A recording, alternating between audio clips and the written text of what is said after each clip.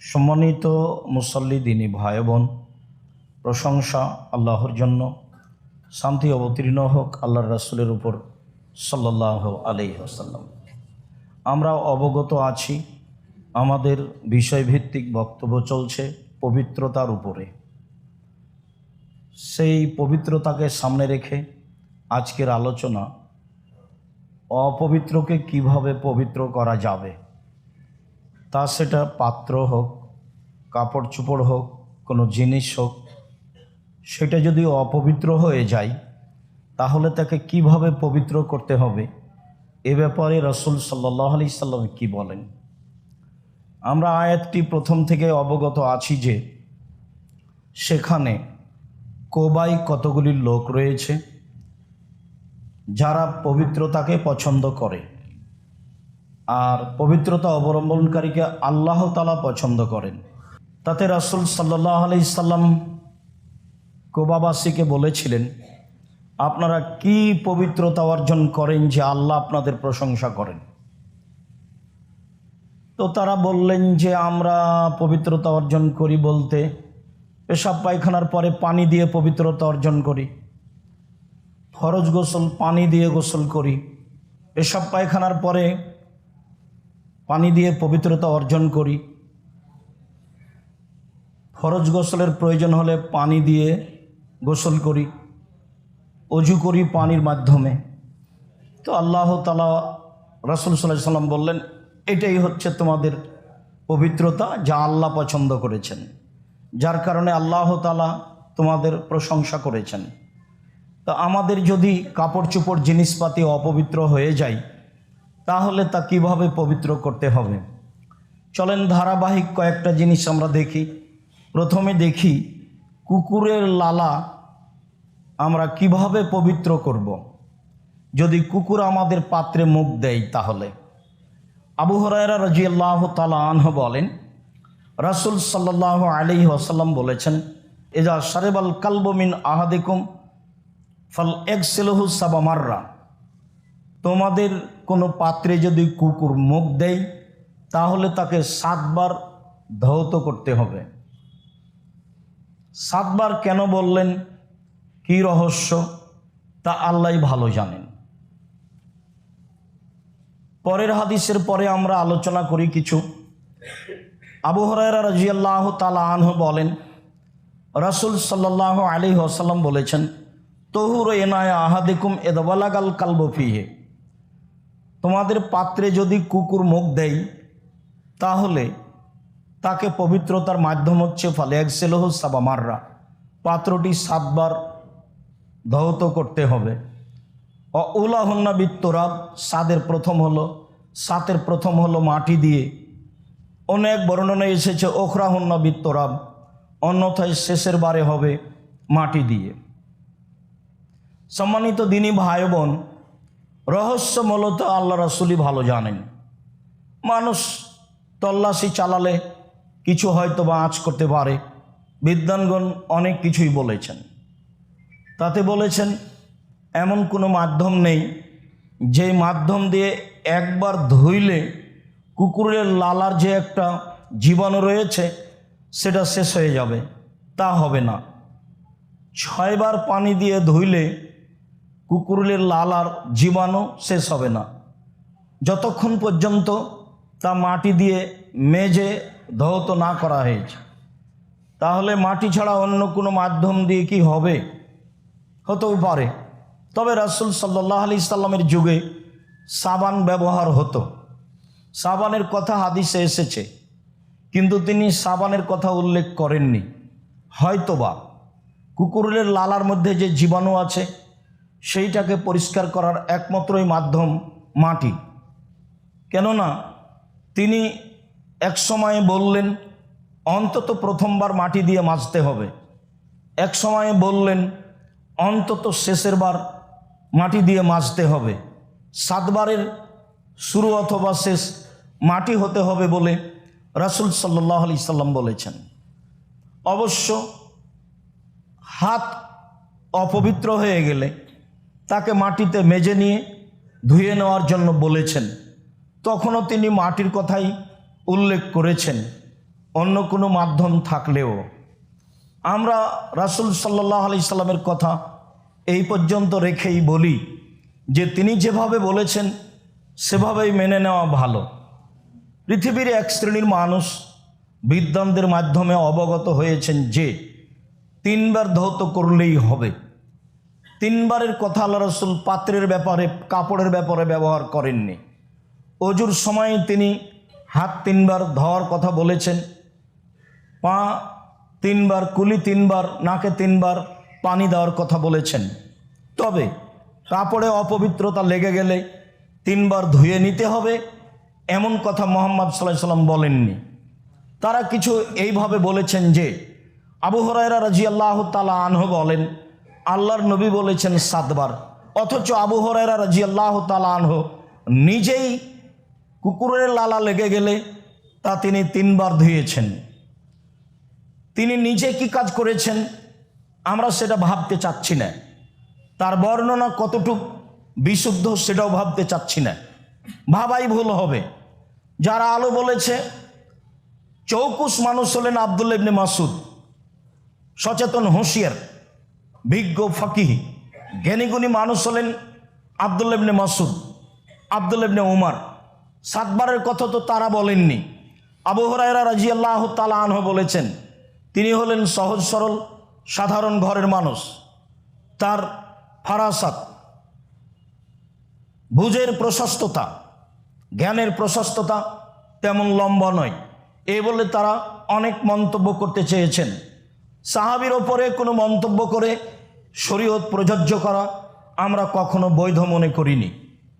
তাতে যেহেতু বুখারী মুসলিমের হাদিস, আমি বলেছি মানুষ যদি আল্লাহ রাসূলের কথা ধরা আরম্ভ করে আজ থেকে নিয়ে 20-30 হাজার বছর পরে, 5,000 বছর পরে, 50,000 বছর পরে যদি রাসূল সাল্লাল্লাহু আলাইহি সাল্লামের সব কথা ধরে নেয়, সেই কথা যদি বুখারী মুসলিমের সাথে মিল না খায় তাহলে সেটা বাতিল বলে গণ্য হবে, এ কথাই ঠিক। ধাঁধা দিয়ে ধরে নিল সেটাই ঠিক, চূড়ান্ত সঠিক, যাদের কথা দিয়ে ধর্ম আজও জাতির সামনে জীবিত আছে তাদের কথাই চূড়ান্ত হলো না। বুখারীতে যত হাদিস আছে, কোনো বর্ণনাকারী যদি বাজারে বসে চা খেয়েছেন এরকম ভদ্রতা বিরোধী কোনো কর্ম হলে সে হাদিস তিনি গ্রহণ করেননি। এবং যতগুলো বর্ণনাকারী আছে সব একই মাপের, যার কারণে পৃথিবীর সব মানুষ মেনে নিয়েছেন বুখারী চূড়ান্ত সঠিক গ্রন্থ বলে। সেখানেই বর্ণিত হয়েছে যে আবু হুরায়রা রাদিয়াল্লাহু তাআলা আনহু বলেন 7 বার ধোয়া ছাড়া কুকুরের লালাতে যে জীবাণু রয়েছে তা পবিত্র হবে না, এ কথাই ঠিক। তার 1 বার পানি দিয়ে হতে হবে, এ কথাই ঠিক। আব্দুল্লাহ ইবনে উমর রাদিয়াল্লাহু তাআলা আনহু বলেন কানাতিল কিলাবু তুকবেলু ওয়া তুদবেরু ফি মসজিদে রাসূলিল্লাহ সাল্লাল্লাহু আলাইহি সাল্লাম ফি জামানে রাসূলিল্লাহ সাল্লাল্লাহু আলাইহি সাল্লাম ওয়া লাম ইয়াকুন ইয়ারুশুনা ফি যালিকা শাইআন। রাসূলের যুগে কুকুর মসজিদে নববীতে এক দিক দিয়ে ঢুকতো আর এক দিক দিয়ে বের হতো। আজ না হয় স্বর্ণের মতো করে তৈরি করা আছে মসজিদে নববী, সেদিন ছিল, বিগত একদিনে বুঝেছি যে মসজিদে নববী কেমন ছিল। তা ছিল লাউয়ের টাল জাংলা মাচানের মতো, ছাদ ছিল নিকটেই, পানি ভিতরে বাহিরে যা পড়তো ভিতরে তার চেয়ে বেশি পড়তো। ওখানে এটাই বলা হয়েছে আরিশন, লতাপাতা জাতীয় তরি তরকারির মাচান জাংলা যেমন তেমনই ছিল মসজিদে নববী। তো সেই মসজিদে নববীর এক দিক দিয়ে কুকুর প্রবেশ করত, আরেক দিক দিয়ে বের হয়ে যেত। তখন তার চলা জায়গায়, তার শুয়ে থাকা জায়গায় পানি ছিটিয়ে দেওয়া হতো না। তাহলে কুকুরের লালা পাত্রে লেগে গেলে ধুইতে হবে যেভাবে, তার শরীর বা তার লালা মাটিতে পড়লে সেটা মসজিদ হোক না কেন সেইভাবে ধুইতে হবে না বা সতর্কতা অবলম্বন করতে হবে না। অত্র বুখারী মুসলিমের হাদিসে যা বোঝা যায়। মনে রাখা ভালো হবে যে আব্দুল্লাহ ইবনে আব্বাস রাদিয়াল্লাহু তাআলা আনহু বলেন যাকারাত মাইমুনাত, একদা রাসূল সাল্লাল্লাহু আলাইহি ওয়াসাল্লাম স্ত্রী মাইমুনা বললেন যে আল্লাহর নবী ফাসবাহ রাসূলুল্লাহ সাল্লাল্লাহু আলাইহি ওয়াসাল্লাম, একদা আল্লাহর নবী চিন্তিত অবস্থায় সকাল করলেন, মুখখান দেখে খুব চিন্তিত। আমি বললাম, লাকাত ইসকান্তর হাই আতাকা মঞ্জুল ইয়ামে, সকাল থেকেই সারাদিন দেখছি আপনি খুব চিন্তিত, মুখখান বিবর্ণ। বলেন তো ঘটনা কি?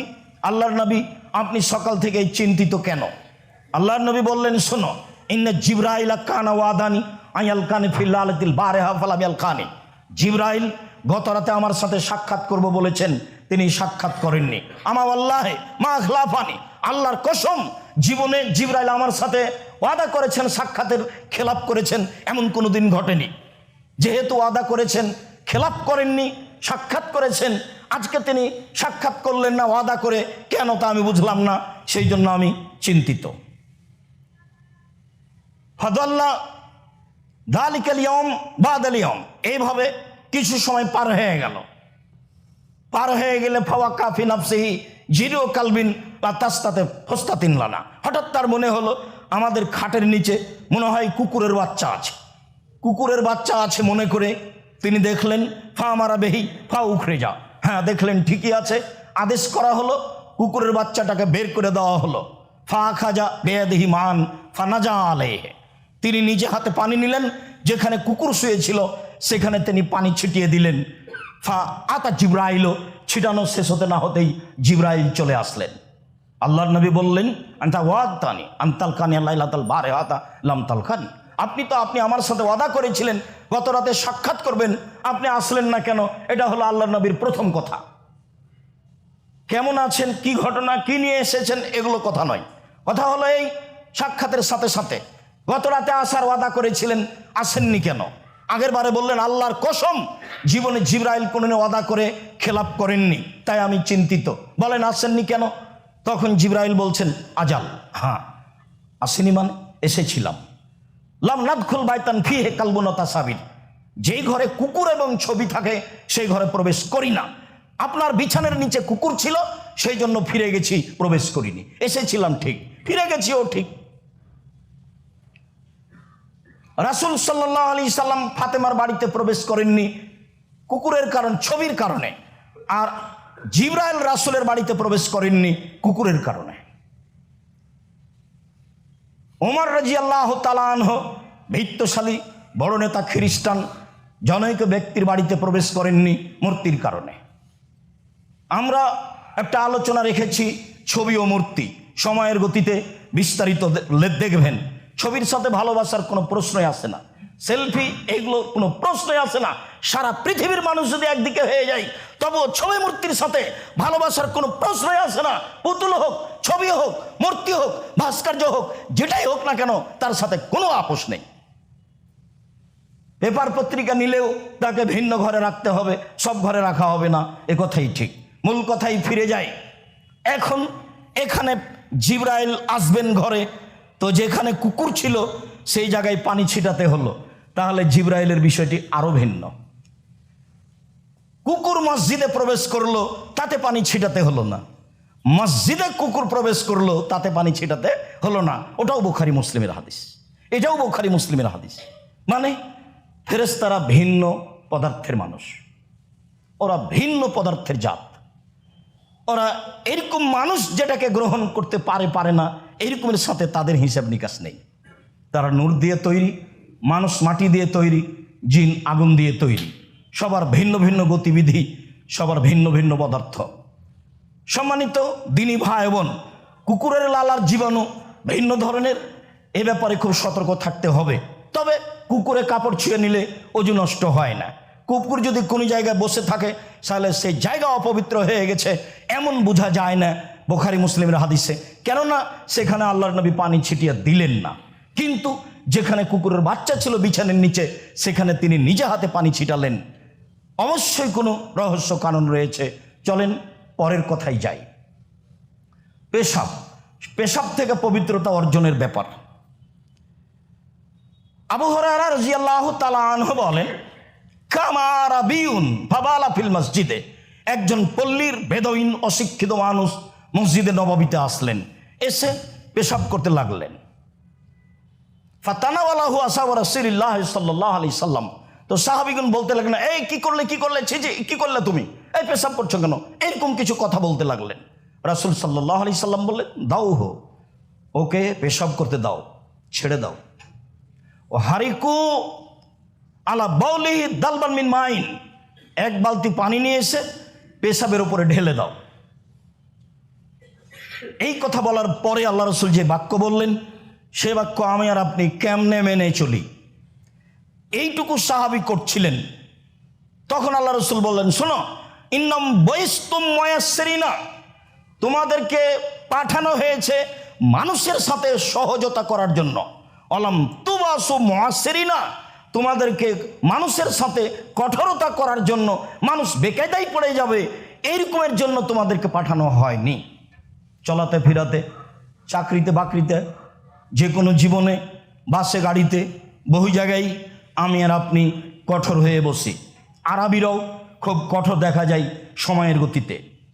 এমনভাবে দেখেছি যে একটা মহিলা মানুষ ওই পাথরে চুমা দিবে, সেই জন্য চলে গেছে সবাকে ডিঙ্গিয়ে, তাকে একবারে ধরে বের করে দিয়েছে, তাকে চুমা দেওয়ার মতো সুযোগও দেয়নি। আবার এখান দিয়ে ঢোকা নিষেধ আছে, তো ঢুকেই গেছে, এখন আবার তাকে ধরে বের করে নিয়ে এসে বলেছে ওখান দিয়ে যাও।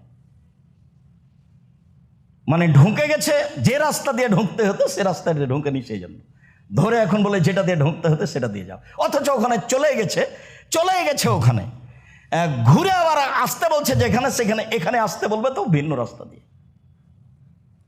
এখন এইটা কতটুকু সহজতা, এইটা কতটুকু কঠোরতা, সাহাবীগণ তো বললেন, থামো থামো থামো, এরকম একটা বোঝা যাচ্ছে। তাকে কিছু বলতে লাগলেন, ছি ছি ছি, মসজিদে পেশাব করছো কেন, এরকম কিছু শব্দের ভাবে বোঝা যাচ্ছে। আরো একটা হাদিস আসছে, তখন আল্লাহ রসুল বললেন, ছাড়ো, পেশাব করতে দাও। তারপরে তিনি বললেন, দেখো, তোমাদেরকে পাঠানো হয়েছে মানুষের সাথে সহজতা করার জন্য, মানুষের সাথে কঠোরতা করার জন্য নয়। কে যে কোনো জায়গাতে স্বাভাবিকভাবে একটা মানুষকে বেকায়দায় ফেলার চেষ্টা করবেন না। সামান্য সুবিধার জন্য তাকে, সামান্য সুবিধার জন্য, নিজের সামান্য সুবিধার জন্য তাকে এরকম একটা কঠিনতা বিপদে ফেলে দিবেন।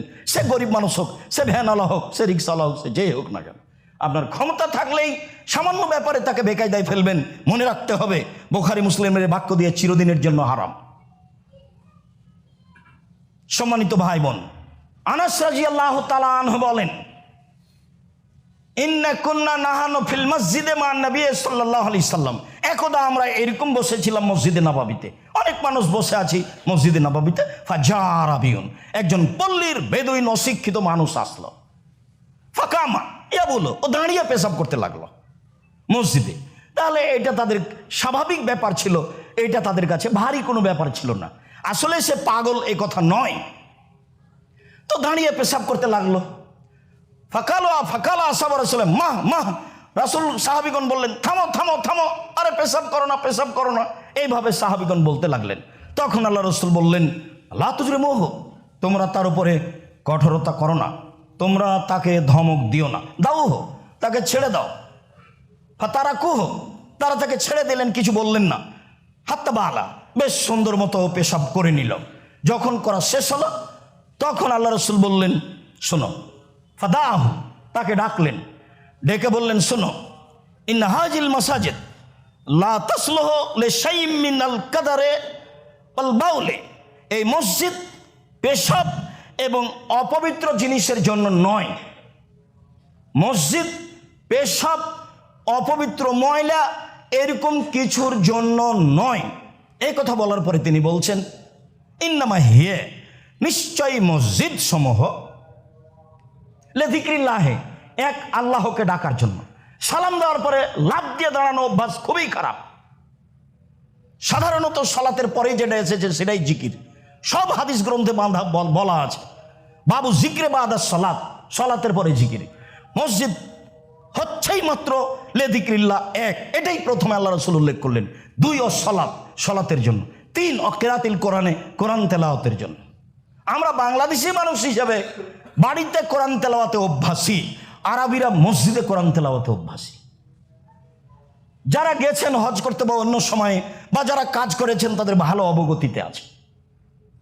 মসজিদ হলো কোরআন তেলাওয়াতের জন্য, সালাতের জন্য, আর আল্লাহকে ডাকার জন্য। এই কথাটা আল্লাহ রাসূল ওই বেদুইন অশিক্ষিত মানুষকে বললেন। এরপরে ওয়া আমারা রাজুলান মিনাল কওমে, উপস্থিত যারা ছিল তাদের একজনকে বললেন, সেটা উমার হতে পারে, সেটা আবু বকর হতে পারে, সেটা কোনো ব্যক্তি হতে পারে। বললেন পানি নিয়ে এসে পানিতে এখানে ঢেলে দাও। ফাজাবে দালবিন মিন মাইন ফাসান্নাহু আলাইহি। একজন সাহাবী গিয়ে পানি নিয়ে এসে সেখানে পেশাবের উপরে ঢেলে দিল। পেশাবের উপরে পানি ঢেলে দিলে সেই পেশাব চলে যায়, জায়গা পবিত্র হয়ে যায়, এ কথাই ঠিক। পেশাব অপবিত্র, এ কথাই ঠিক। ইতিপূর্বে আমরা অবগত হয়েছি যে রাসূল সাল্লাল্লাহু আলাইহি সাল্লাম দুইটা কবরের পাশ দিয়ে চলছিলেন, একটা কবরের পাশ দিয়ে চলছিলেন। তাতে তিনি বললেন, দুইটি কবর, তাতে তিনি বললেন যে কবর দুটিতে শাস্তি হচ্ছে, তবে বড় পাপের কারণে শাস্তি নয়। একজন পেশাব থেকে সতর্কতা অবলম্বন করতো না, কাপড়ে পেশাব ছিটে লাগতো, আর একজন বদনাম করত, সেই জন্য শাস্তি হচ্ছে। মানুষের পেশাব ভয়াবহ, এই কথাই ঠিক। মানুষের পেশাবের কারণে কবরে শাস্তি হবে, এ কথাই ঠিক। মানুষের পেশাব কাপড়ে লেগে গেলে তার পবিত্রকরণ বিষয়টি অতীব জরুরি, এ কথাই ঠিক। চলেন এখানের লম্বা কথা না বলি।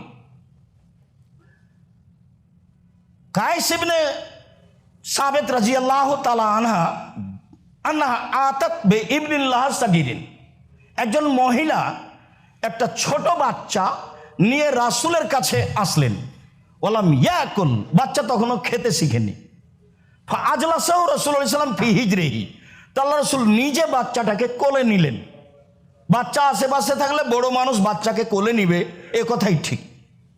বাচ্চাকে কোলে নিলেন। ফাবালা আলা সাওবিহি, বাচ্চা তার কাপড়ে পেশাব করে দিল। আল্লাহ রাসূলের কাপড়ে পেশাব করে দিল। আল্লাহ রাসূল গায়েবের খবর জানেন না, এদিন বাচ্চা পেশাব করবে তার জানা নাই, বাচ্চা পেশাব করে দিল। ফাদাবে মাই, তিনি পানি নিয়ে ডাকলেন। ফানাজাহু, উপরে পানি ছিটিয়ে দিয়ে পবিত্র হয়ে গেল। পানি ছিটিয়ে দেওয়াতেই পবিত্র হয়ে গেল। বাচ্চাটি ছেলে বাচ্চা ছিল। পরের হাদিসে যাই। লোবাবা বিনতে হারিস রাদিয়াল্লাহু তাআলা আনহা বলেন যে কানাল হুসাইন ইবনে আলী ফি হিজরে রাসূলুল্লাহ সাল্লাল্লাহু আলাইহি ওয়াসাল্লাম। একদা আলীর ছেলে হুসাইন নানার কোলে নাতি ছিলেন। ফাবালা আলা সাওবিহি, নাতি নানার কোলে পেশাব করে দিল।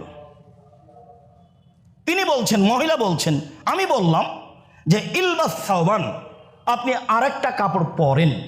ওয়া তিনি জারাকা, আপনার লুঙ্গিটা খুলে দেন। লাগসলাহু, আমি একটু ধুইয়ে দিই। তখন আল্লাহ রাসূল বললেন, শোনো, ইন্নামাল ইগসালু মিন বাউলিল জারিয়া, মেয়ে সন্তান হলে তার পেশাব ধুইতে হয়।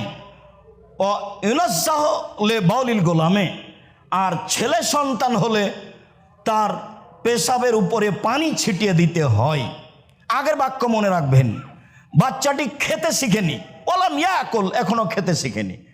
আমরা যেটা আগে থেকে জানি সেটা ঠিক আছে। উল্লেখ্য যে পৃথিবীর ভারত, বাংলাদেশ, পাকিস্তানের প্রায়ই মানুষ, শতকরা 95 জন যারা মুসলিম হিসাবে, তাদের জোরালো কথা যে ছেলে হোক মেয়ে হোক কাপড়ে পেশাব করলে তাকে ধুয়ে ফেলতে হবে। আর বুখারী মুসলিমের হাদিস পরে আর একটা এসেছে, রাসূল সাল্লাল্লাহু আলাইহি সাল্লাম বলছেন, ইন্নামা ইউগসালু মিন বাউলিল জারিয়া, নিশ্চয় মেয়ের পেশাব ধুয়ে দিতে হবে। তারপরে বলছেন ওয়া ইউরাসসু মিন বাউলিল গোলামে, আর ছেলের পেশাবে পানি ছিটিয়ে দিতে হবে। সব সহিহ হাদিস, একাধিক। এরপরেও যেভাবে ধর্ম মানা হয়, ধর্ম মানার গতিতে ভারত, বাংলাদেশ, পাকিস্তানের শতকরা 95 জন মানুষ বিদ্বানদের মুখে যা শুনে থাকেন তা হলো এই যে ছেলে মেয়ের পেশাব সমান, উভয় ধুয়ে দিতে হবে। রাসূল সাল্লাল্লাহু আলাইহি সাল্লাম যা বলেছেন তাতে ছেলে মেয়ের পেশাব সমান নয়। খেতে শিখার পূর্ব পর্যন্ত, ছেলে সন্তান খাওয়ার পূর্ব পর্যন্ত তার পেশাবে পানি ছিটিয়ে দিতে হবে। মেয়ে সন্তান খাক আর না খাক, জন্মের পর থেকেই কাপড়ে পেশাব করে দিলে সে কাপড় ধুয়ে ফেলতে হবে, এ কথাই ঠিক। এটা অত্র হাদিসের প্রথম কথা। দ্বিতীয় কথা হচ্ছে এই যে আল্লাহ রাসূলকে বললেন লুঙ্গি খুলে দেন। আব্দুল রাজ্জাক সাহেব, আপনি লুঙ্গি পরেন কেন? আসলে পড়তে ভালো লাগে এই জন্য, রাস্তাঘাটে সব দেশেই। আমি এর সাথে যে অন্য কোনো কারণে এমনটা করি না, মূলত ভালো লাগে এই জন্য। তো রাসূল সাল্লাল্লাহু আলাইহি সাল্লামকে বললেন যে আপনার লুঙ্গিটা খুলে দেন, আমি ধুয়ে দিই। হাদিস তো বুখারী মুসলিম। মানে রাসূল সাল্লাল্লাহু আলাইহি ওয়াসাল্লাম লুঙ্গি পরতেন। অত্র হাদিসে আরো জরুরি কথা যে মহিলাদের কাজ এরপরে ধারাবাহিকভাবে আসবে, মহিলারাই এই কাজ করবে। আল্লাহ রাসূলকে বললেন মহিলা যে আপনার কাপড়টা দেন, এই কাপড়টা পরেন, আপনার কাপড়টা আমি ধুয়ে দিই। তাহলে স্বাভাবিক একটা সচেতন মহিলা মানুষ এরকম পর্যায়ে গেলে বা কোনো সম্মানী মানুষের এরকম ঘটলে যারা আশেপাশে আছে তাদেরকে দ্রুত সিদ্ধান্ত নিতে হবে, ভাবার সুযোগ নাই। তাড়াতাড়ি মহিলা বলছে যে আরেকটা কাপড় পরেন, আপনার লুঙ্গিটা দেন, আমি ধুয়ে দিই। এটা হলো মহিলাদের কাজের অন্তর্ভুক্ত। মহিলা বাড়ির মানুষ, বাড়ি সামলাবে, ছেলে মেয়ে সামলাবে, স্বামী সেবা করবে, হাটে বাজারে যাবে, চাকরি বাকরি করবে, এই জন্য তাকে সৃষ্টি করা হয়নি। যখনই মহিলারা মাঠে যাবে, অধিকার চাইবে, না বুঝেই, ও তো পড়াশোনা জানে না, অধিকার তার হলে হয়ে গেল। অধিকার যে কি? অধিকার মানে জেনা, অন্যায়, অবিচার, এসবগুলো অধিকারের নাম। এটা হলো যেটা তার কাজ, সেখানে থাকলে সে সম্মান সহকারে বসবাস করতে পারবে। সম অধিকার নয়, মর্যাদা চাই। যাওয়ার সময় একটা বই দেখবেন, বইয়ের নাম সম অধিকার নয়, মর্যাদা চাই। আসলে সম অধিকার কেন চাইব? আমাদের যেটা মান সম্মান আল্লাহ দিয়েছেন, যেটা রাসূল সাল্লাল্লাহু আলাইহি ওয়াসাল্লাম দিয়েছেন, সেটা আমাদের প্রয়োজন। বুঝে আমল করার চেষ্টা করি। সম্মানিত ভাই বোন, আল্লাহুম্মা সাল্লি আলাইহি, আল্লাহুম্মা বারিক আলাইহি।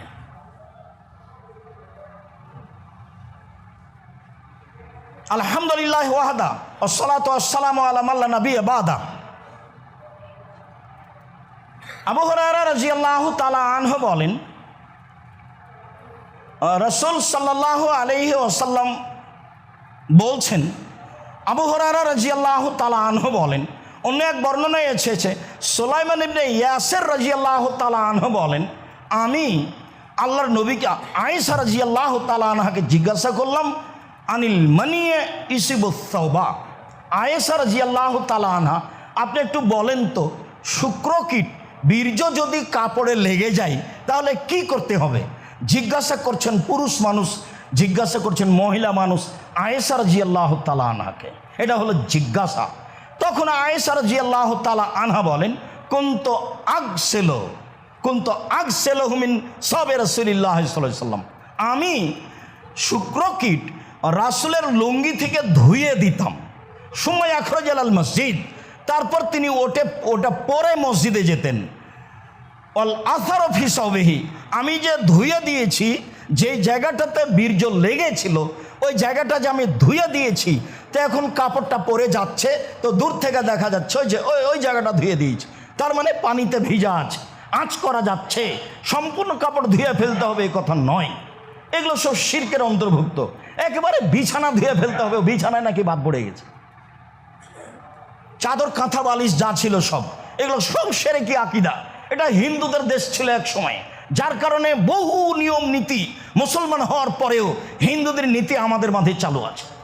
আয়েশা রাদিয়াল্লাহু তাআলা আনহা বলেন, আমি নিজে হাতে রাসূলের ওই কাপড়টা ধুয়ে দিলাম, এবার তিনি কাপড় পরেই মসজিদে যাচ্ছেন, চাদর ওই যে দেখছি যে ধোয়ার চিহ্নটা লেগে আছে। মহিলা মানুষ তার পারিবারিক বিষয়টি কন্ট্রোল করবে, এ কথাই ঠিক। এ হাদিসও বুখারী মুসলিমের। আয়েশা রাদিয়াল্লাহু তাআলা আনহা বলেন, কুনতু আফরুগু আল মানিয়া মিন সাওবি রাসূলিল্লাহ সাল্লাল্লাহু আলাইহি সাল্লাম, আমি আল্লাহ রসুলের কাপড়ে লুঙ্গিতে শুক্রকীট লেগে গেলে নখ দিয়ে খুঁটরিয়ে ফেলে, নখ দিয়ে এভাবে ডলা দিয়ে ছেড়ে দিতাম।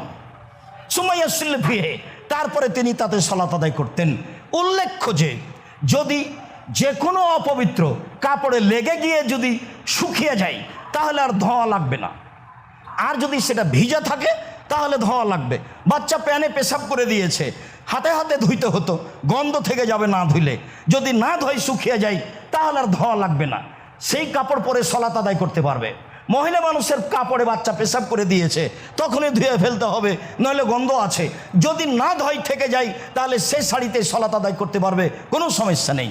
রাসূল সাল্লাল্লাহু আলাইহি সাল্লামের কাপড়ে শুক্র বীর্য লেগে যেত, শুকিয়ে যেত, আমি হাত দিয়ে ডলে দিতাম, ছিলে দিতাম, সরিয়ে দিতাম, তিনি সে কাপড়ে সালাত আদায় করতেন। সম্মানিত দিনী ভাই বোন, বিষয়টি আমাদের জন্য অতীব জরুরি। দিন রাত ছেলে মেয়ে নিয়ে, আহাল পরিবার নিয়ে, পেশাব পায়খানা নিয়ে খুব ভালোভাবে মনে থাকে যেন অপবিত্র ধুয়ে পরিষ্কার করতে হবে, এ কথাই ঠিক। আজকের আলোচনা অপবিত্রকে পবিত্রকরণ কিভাবে করা যায়, তার ধারাবাহিকভাবে আসছে।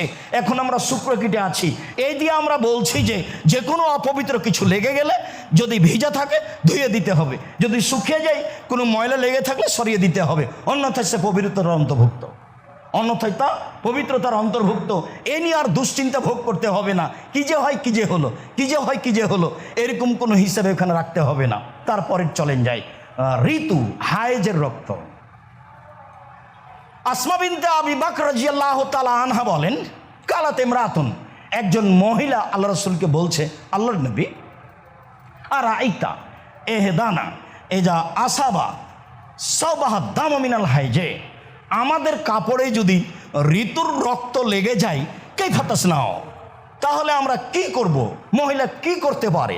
আমাদের কাপড়ে যদি ঋতুর রক্ত লেগে যায় তাহলে আমরা কি করতে পারি, আমরা কি করব? তখন রাসূল সাল্লাল্লাহু আলাইহি সাল্লাম বলছেন, এদা আসাবা সাবা এহদা কুন্না আল দাম মিনাল হাইজে, তোমাদের কাপড়ে যদি কারো ঋতুর রক্ত লেগে যায়, তোমাদের কাপড়ে যদি কারো ঋতুর রক্ত লেগে যায়, ফাল তাকরিসুহু, সেজন্য নখ দিয়ে খুঁটে খুঁটে তা সরিয়ে দেয়, সুম্মাল তানজিহু, তারপরে পানি তার উপরে ছিটিয়ে দেয়, সুম্মাল তুসাল্লি ফিহে, তারপরে সেই কাপড়েই সলাত আদায় করবে। তাহলে আগের আলোচনা আবার ফিরে নিয়ে আসতে হবে। যদি ঋতুর রক্ত লেগে থাকে, কাঁচা হয়ে থাকে, শুকিয়ে না যায়, ভিজা দেখা যায়, তাহলে তা ধুইতে হবে। তখন ধোয়াটা হলো আঙ্গুল দিয়ে ভালো করে করে ডলে ধুইতে হবে। আর যখন শুকিয়ে গেছে তখন আঙ্গুল দিয়ে ডলে দিতে হবে, তারপরে পানি ছিটিয়ে দিতে হবে, তারপরে তাতে সলাত আদায় করে নিতে হবে। তবে ঋতুর রক্ত অপবিত্র এ কথাই ঠিক, ধারাবাহিকভাবে যা চলছে সবই অপবিত্র এ কথাই ঠিক। সম্মানিত দিনী ভাই বোন, মহিলাদের ঋতু রক্তের ব্যাপারে রাসূল সাল্লাল্লাহু আলাইহি সাল্লাম এভাবে বললেন, যদি শুকিয়ে যায় তাহলে নখ দিয়ে ডলে দিবে, তাতে সলাত আদায় করবে, কোনো সমস্যা নেই। যদি ভিজা থাকে তাহলে তা ভালো করে ধুয়ে ফেলতে হবে, তারপরে তাতে সলাত আদায় করবে, কোনো সমস্যা নেই। তবে পবিত্রতার মাধ্যমে হচ্ছে এটাই। যেহেতু আমাদের দেশে আমরা চামড়ার কাজ করি না, প্রথম বৈঠক হয়েছে কি, যেহেতু আমরা চামড়ার কাজ করি না, কাজে এটা বুঝি না। তবে চামড়ার বিষয়েও রাসূল সাল্লাল্লাহু আলাইহি সাল্লাম বলছেন এভাবে। আব্দুল্লাহ ইবনে আব্বাস রাদিয়াল্লাহু তাআলা আনহু বলেন, এজা দবেগাল জলুদ ফাকাত তাহর, যখনই চামড়াকে পাকা করা হবে, দেবাগাত দেওয়া হবে, তখন তা পবিত্র। 1 2 আব্দুল্লাহ ইবনে আব্বাস রাদিয়াল্লাহু তাআলা আনহু বলেন, তুসুদ্দেকা আলা জারিয়াতে মাইমুনাতা শাতান ফামাতাত, একদা মাইমুনার দাসীকে একটা ছাগলের বাচ্চা কেউ সাদকা করেছিল, তখন সেটা মারা যায়। ফা মাররা বিহা আলা রাসূলিল্লাহ সাল্লাল্লাহু আলাইহি সাল্লাম, তো সাহাবীরা তাকে টেনে নিয়ে যাচ্ছেন, বাইরে ফেলে দিবেন সেই জন্য। তখন আল্লাহ রাসূল বলছেন, হাল্লা হাল্লা তাদখুলু ইহাবাহা, তোমরা তোমার চামড়াটা খালিয়া নিচ্ছ না কেন? ফাতাবাকতুমুহু ফান্তাফাতুম বিহি, তোমরা সেটাকে পাকা করে নিবা, তারপরে সেটাতে উপকৃত হবা। তখন সাহাবীগণ বলছেন, ইন্না হাজিহি মাইতা, আল্লাহ রাসূল তো মারা গেছে, এটা তো মরা প্রাণী, এর চামড়া কি করে নিব? তখন আল্লাহ রাসূল বলছেন যে হুররিমা আকলুহা, এটা খাওয়া হারাম, তার চামড়া বৈধ। যদিও আমাদের দেশে মানুষ বলে যে এত বড় গরুটাই মারা গেল, সেটাই সহ্য হবে আর চামড়াটাই সহ্য হবে না, বা চামড়া খুলে নিলে আরও 5 জন খারাপ দৃষ্টিতে দেখবে যে অবাক মানুষ, মরা গরুটাকে খালিয়ে চামড়া নিয়ে নিল। রাসূল সাল্লাল্লাহু আলাইহি সাল্লাম এভাবে বলছেন। মাইমুনা রাদিয়াল্লাহু তাআলা আনহা বলেন, মারা রেজালুন মিন কুরাইশিন, কুরাইশের কিছু লোক রাসূলের সামনে দিয়ে যাচ্ছিলেন, এজুরু সাতান কাল হেমারে, ওরা একটা ছাগল টেনে নিয়ে যাচ্ছিল, গাধা মারা গেলে যেভাবে টেনে নিয়ে যায়, আল্লাহ রাসূলের সামনে দিয়ে টেনে নিয়ে যাচ্ছে। তো আল্লাহ রাসূল বলছেন যে কি ব্যাপার, তোমরা এভাবে টেনে নিয়ে যাচ্ছ কেন? তোমরা ওর চামড়া খালিয়ে নাও, তা দিয়ে তোমরা উপকৃত হবে। তখন সাহাবীগণ বলছেন, এ মারা গেছে। তখন রাসূল সাল্লাল্লাহু আলাইহি সাল্লাম বলছেন, ইউতাহিরু আল মাউ আল কারাদো, পানি এবং সালাম নামক গাছের পাতা, সলম নামক গাছের পাতা, পানি এবং সলম নামক গাছের পাতা দিয়ে একে পবিত্র করা যাবে, কোনো সমস্যা নেই। রাসূল সাল্লাল্লাহু আলাইহি সাল্লামের স্ত্রী সাউদা রাদিয়াল্লাহু তাআলা আনহা বলেন, কানাত লানা শাতুন, আমাদের একটা ছাগল ছিল, ফামাতাত, সাউদা বলছেন আল্লাহ রাসূলের স্ত্রী, আমাদের একটা ছাগল ছিল, ছাগলটি মারা গেল, ফাদাবাগনা মাসকাহা, আমরা তার চামড়াটা পাকা করলাম। মানে মহিলা মানুষ নিজে বলছে, আমরা তার চামড়াটা পাকা করলাম। আমাদের দেশে কাজ মহিলারা তো বহুদূরের কথা, পুরুষই করে না। সাউদা রাদিয়াল্লাহু তাআলা আনহা বলেন, এটা আমরা পাকা করলাম। পাকা করার পরে মা জিলনা নানবেজু ফিহা তাশরাশান্নান, এতে আমরা খেজুর ভিজাতে লাগলাম। তাহলে চামড়া পাকা হয়ে গেলে তাতে পানি থাকলে কোনো সমস্যা নেই, সমস্যা নেই, কথাই ঠিক। তাতে আমরা খেজুর ভিজাতে লাগলাম, পানি দিয়ে খেজুর ভিজে রাখি, রাখতে রাখতে রাখতে সান্নান, এটা কালো হয়ে গেল, বেশ মজবুত হয়ে গেল, চলছে কতদিন থেকে আছে। মাইমুনা রাদিয়াল্লাহু তাআলা আনহা বলেন, রাসূল সাল্লাল্লাহু আলাইহি সাল্লাম জা মিন গাজওয়াতে তাবুকা ইলা আহলি বাইতিন, তাবুকের যুদ্ধে গিয়ে, যুদ্ধ শেষে একটা অমুসলিম বাড়িতে গেলেন। একটা অমুসলিম বাড়িতে গিয়ে ফায়জা, হঠাৎ দেখলেন যে শান্নুন মুআল্লাকাতুন, একটা মশক পানি ভর্তি ঝুলন্ত আছে। ফাসাল আল মা, দেখে তিনি পানি চাইলেন। ওরা কিন্তু অমুসলিম। আল্লাহ রাসূল দেখে পানি চাইলেন। তারা বলল, আল্লাহ রাসূল, এ তো মরা প্রাণী, মরা প্রাণী দিয়ে এটা বানানো আছে। তখন আল্লাহ রাসূল বললেন, এদা ধোবেগা ফাঁকা তাহরা, যখন তাকে পাকা করা হয় তখন তা পবিত্র হয়ে যায়। তাহলে চামড়া যদি পাকা করা হয় সেটা পবিত্র হয়ে যায়, তখন তাতে অপবিত্রতার আর কিছু থাকে না। চলেন, এবার জুতা স্যান্ডেলে যদি পেশাব পায়খানা ময়লা কিছু লেগে যায় তাহলে কি হবে? আবু হুরায়রা রাদিয়াল্লাহু তাআলা আনহু বলেন যে রাসূল সাল্লাল্লাহু আলাইহি সাল্লামের যুগে ওয়াতেনা আলাল আদা, রাসূলের যুগে আমাদের জুতা স্যান্ডেলে ময়লা লাগতো, পেশাব পায়খানা লাগতো। তাহলে রাসূল বলছেন, ইন্না তোরাবা ইতাহিরুলাহ, নিশ্চয় পানি, মাটি তাকে পবিত্র করে দিবে।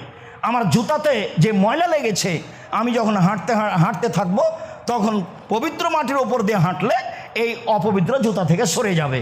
এই কথা মুহাম্মদ সাল্লাল্লাহু আলাইহি সাল্লাম বলেন। তাহলে পানি দিয়েও পবিত্রতা অর্জন করা যায়, মাটি দিয়েও পবিত্রতা অর্জন করা যায়। এই যে এ হাদিসে স্পষ্ট বোঝা যায় জুতা স্যান্ডেল অপবিত্র হয়। তা আমি যে কোনো পদ্ধতিতে পবিত্র করতে পারি, তবে জুতা স্যান্ডেল পায়ে দিয়ে চললে তাতে কোনো সমস্যা নেই, সেটা পবিত্র হয়ে যায়। আবু হুরায়রা রাদিয়াল্লাহু তাআলা আনহু বলেন, নুসাল্লি মা রাসূলিল্লাহ সাল্লাল্লাহু আলাইহি সাল্লাম আলা নাতাওয়াদ্দা বিল মাউতে, আমরা জুতা স্যান্ডেল পরে, পায়ে হাঁটার পরে সেই জুতা স্যান্ডেল পরেই সালাত আদায় করেছি, অজু করিনি।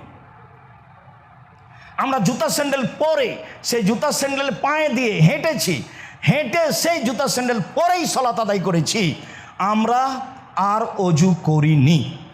হ্যাঁ, জুতা স্যান্ডেলও অপবিত্রতা থাকে। ওই যে বুখারী মুসলিমের হাদিসে আল্লাহ রাসূল সালাত চলাকালীন পায়ের জুতা খুলে দিলেন, তো সাহাবীগণ খুলে দিলেন।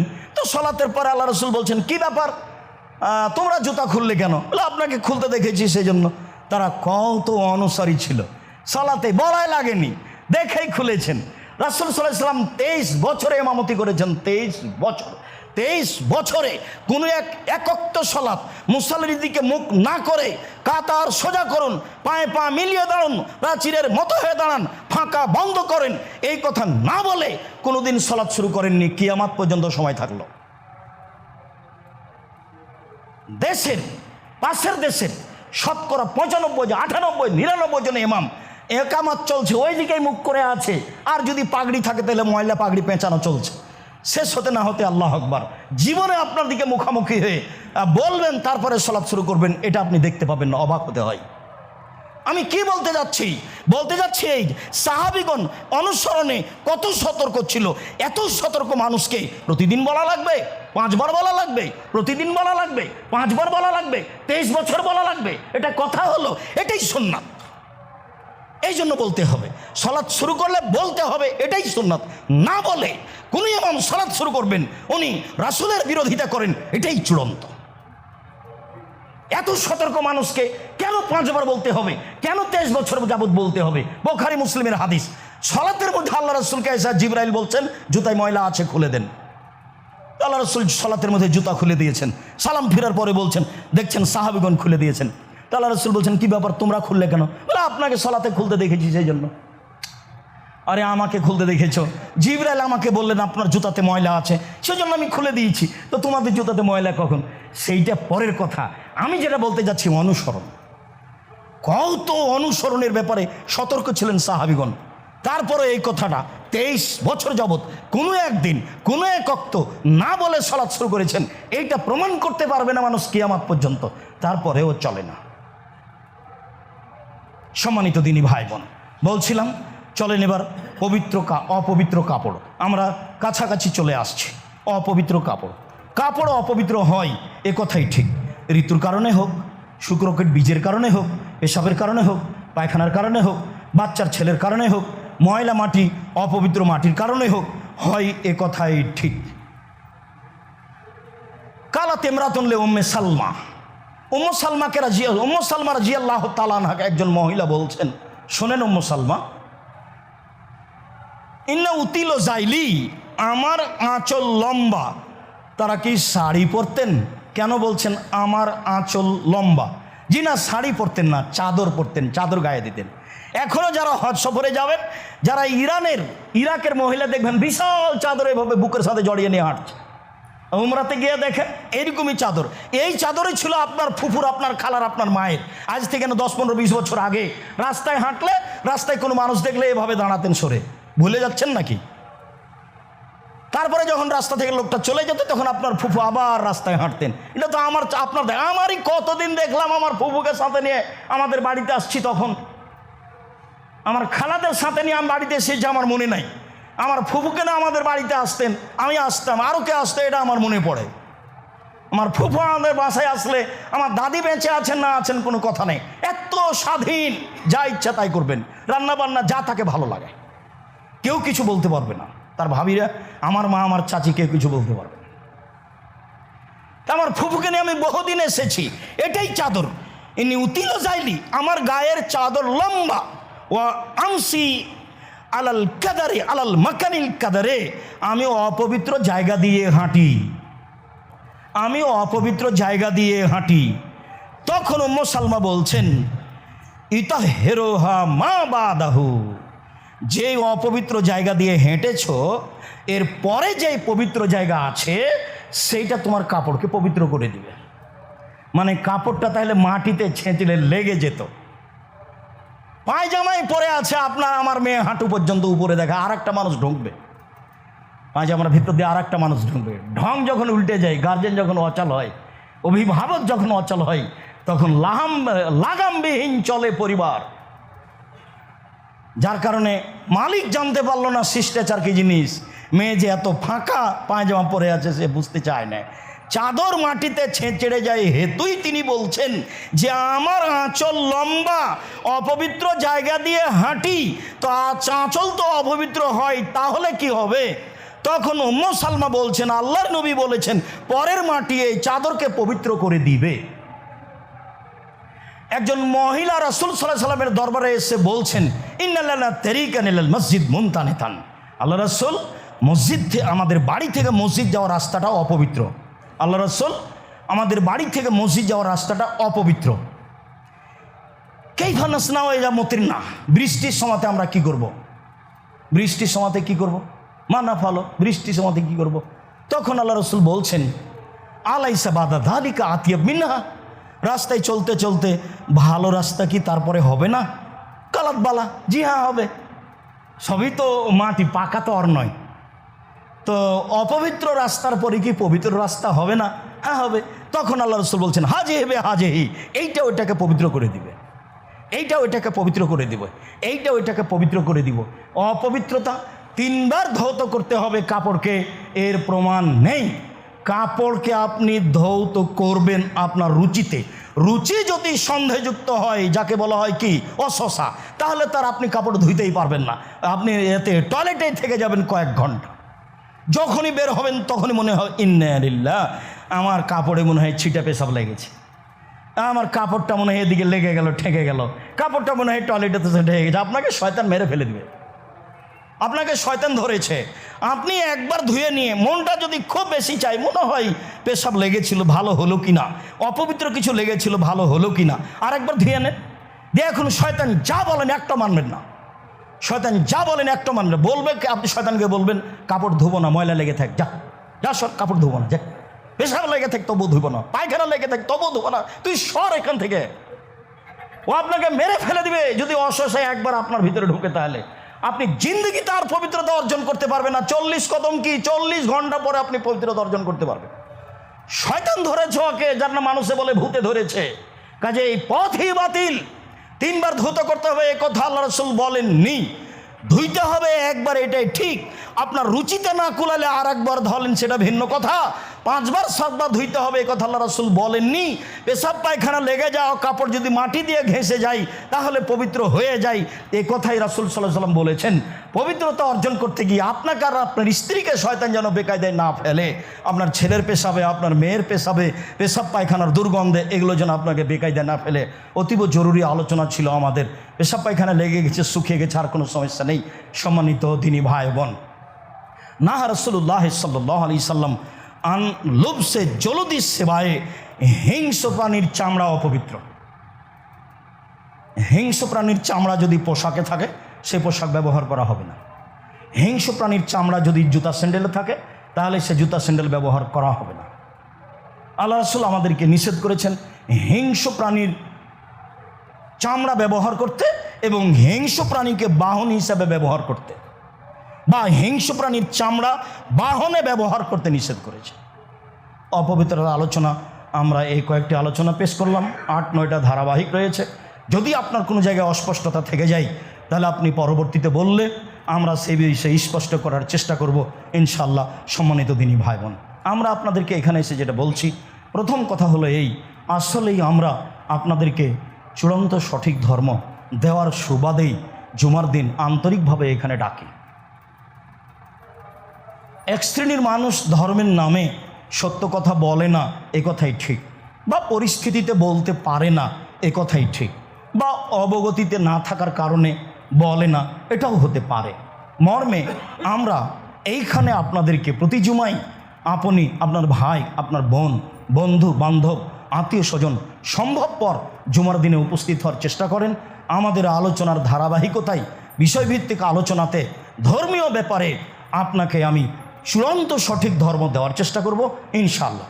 আপনাকে উপকৃত করার যে কোনো মূল্যে চেষ্টা করব ইনশাআল্লাহ। মর্মে কথাটি মূল্যায়ন করার চেষ্টা করবেন। দ্বিতীয় জরুরি কথা হচ্ছে এই, একটু মন খুলে জামিয়া সালাফের জন্য দোয়া করবেন। আমার মনে বড় সাপ, আমি এদেশের মাটিতে উন্নত মানের প্রতিষ্ঠান গড়বই করবো ইনশাআল্লাহ। সব কিছুই মোটামুটি প্রস্তুত, কিছু কিছু ঘাটতি থাকলেও সেটা মানুষের কারণেও থাকে, সেটা আল্লাহর পরীক্ষার কারণেও থাকে, সব কিছু প্রস্তুত। তারপরেও শিক্ষা মানে চূড়ান্ত স্তরে আছে কি না, কিছুটা ঘাটতি মানুষ হিসেবে থাকতেও পারে। আপনি অন্তর থেকে দোয়া করবেন যাতে করে ঘাটতি না থাকে। মানুষের ভালোবাসা নিয়ে চূড়ান্তভাবে মানুষের ছেলে মেয়েকে উচ্চ শিক্ষা দেওয়ার প্রাণপণে চেষ্টা করতে পারি, আল্লাহ এ তৌফিক দান করে। আর যেহেতু আপনাকে এখানে ডাকি, সেই সুবাদেই এখানে আশাটা যেন বহাল থাকে, চলমান থাকে, এই জায়গাটা যেন বহাল থাকে, চলমান থাকে। যতদিন মসজিদ করতে না পারছি ততদিন পর্যন্ত আপনার দানের হাতটা যেন খাটো না হয়। এক জুমায় ভালোই দেখি, আর এক জুমায় আপনার মন খারাপ থাকে নাকি তা আমি বলতে পারছি না। কারো দানের হাতটা যেন খালি না থাকে, কম হোক বেশি হোক, নামটাও লিখাবেন দানে, মাসিক দানে, সাপ্তাহিক দানে, আর কোটাটা ফিরে যায় না যেন। আমরা কর্মচারী যারা আছে সেও একটা কয়েন হোক না কেন, আল্লাহ রাসূল যে কথাটা বলেছেন সেটা যেন ভুল না হয়।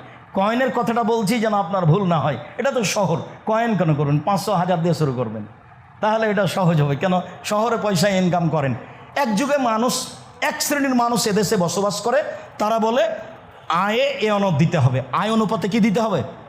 এ অনদ দিতে হবে। তারা যে অন্যায় করছে সে কথা ঠিক নয়, অন্য কাজ করে সেটা ভিন্ন কথা। এটাই আল্লাহ বলেছেন, এটাই রাসূল বলেছেন, আপনার আয়ের একটা অংশ দানে থাকতে হবে, এটাই ঠিক। তো আমরা তো মনে করছি জামিয়া সালাফে সেটা সবচেয়ে উত্তম জায়গা দান করার জন্য, তাহলে আমি কেন একটা অংশ করব না? করব, এ কথাই ঠিক। আল্লাহ আমাদের তৌফিক দান করুক, সম্ভব কর, কোটাটা যেন ফিরে না যায়। আর আল্লাহ রাসূল যেভাবে বলেছেন দানের কথা, সেটা যেন আমরা ভোগ করতে পারি ইহকালে ও পরকালে। দান দিয়ে ইহকালে বিপদ থেকে মুক্ত থাকবো, আর পরকালে জান্নাত পাবো ইনশাআল্লাহ। এটাই দানের মৌলিক লক্ষ্য। আল্লাহ আমাদের যারা মারা গেছে, তুমি তাদের কবরের শাস্তি মাফ করো।